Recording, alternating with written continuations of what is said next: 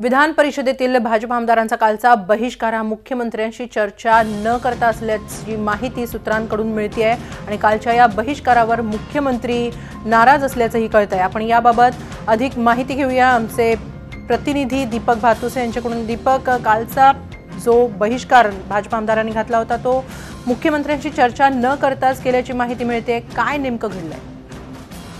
हिमाली, काल विधान परिषदेमध्ये गृहनिर्माण मंत्री प्रकाश मेहता यांच्या एसआरए घोटाळ्यावरून विरोधकांनी सरकारविरोधात रान पेटवला असताना अचानक सत्ताधारी पक्षाने विधान परिषदेतून बहिष्कार केला, कामकाजावर बहिष्कार टाकला।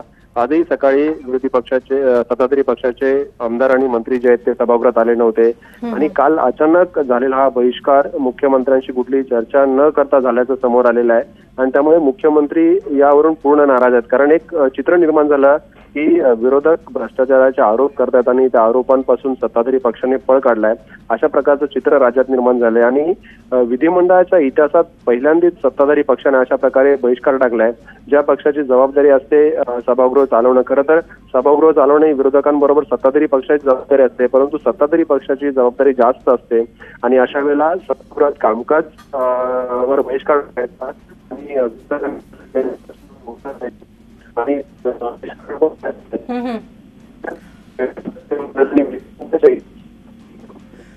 धन्यवाद दीपक, आपण दिलेल्या या सविस्तर माहितीसाठी।